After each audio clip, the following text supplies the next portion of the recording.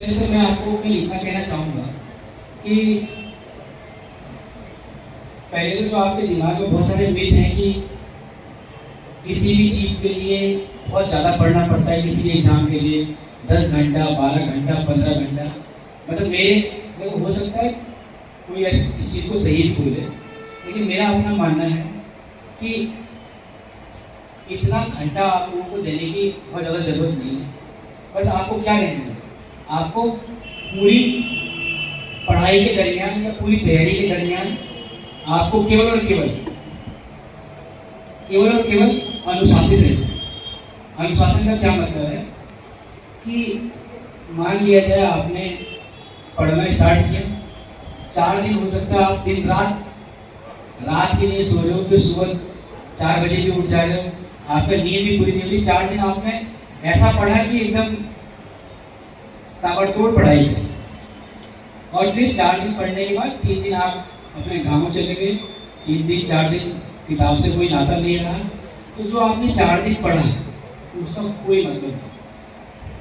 तो कंटिन्यूटी आपकी किसी भी तैयारी में आप याद रख लीजिए, अगर आप रोज और लगातार अध्ययन करते रहते हो, चाहे 4 घंटा, चाहे 5 घंटा, 6 घंटा, आप अपनी सामान्य कैपेसिटी के हिसाब से अगर आप रेगुलरली करते हो तो आप यकीन मानिए कोई भी ऐसा एग्जाम नहीं है जो आप क्वालिफाई नहीं कर पाओगे। नंबर 1।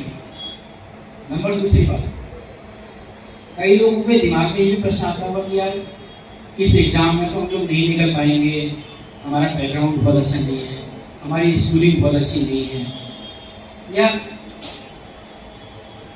हमारे आसपास से किसी का नहीं हो तो हम लोगों का कैसे होगा। ऐसा भी दिमाग में आता है प्रश्न कि नहीं आता है?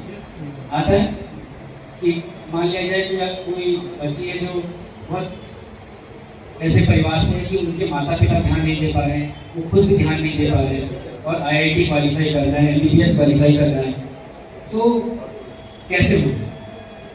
तो देखो, एक बात आपको बता देते हैं कि ऐसा कोई एग्जाम नहीं है दुनिया में जो बहुत टफ है।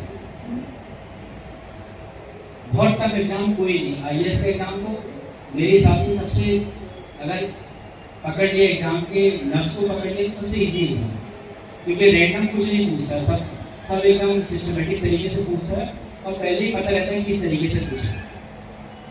बाकी एग्जाम तो और भी इजी। तो मेरा कहने का मतलब आपको ये था, दूसरा पॉइंट, कि आप किसी भी बैकग्राउंड से हो, किसी भी परिदृश्य से हो, उससे कोई मतलब नहीं है।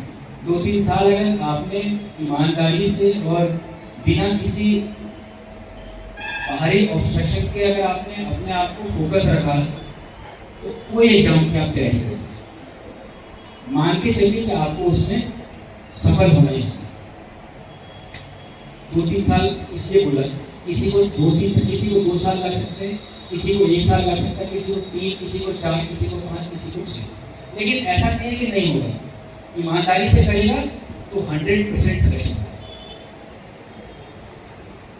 तो आप अपने दिमाग में बिल्कुल भी ये मत सोचना कि मेरा स्कूलिंग बहुत खराब रहा है, हमारा ये सब बहुत खराब रहा है। सारे एग्जाम इजी हैं, बस उसके पैटर्न को पकड़ना।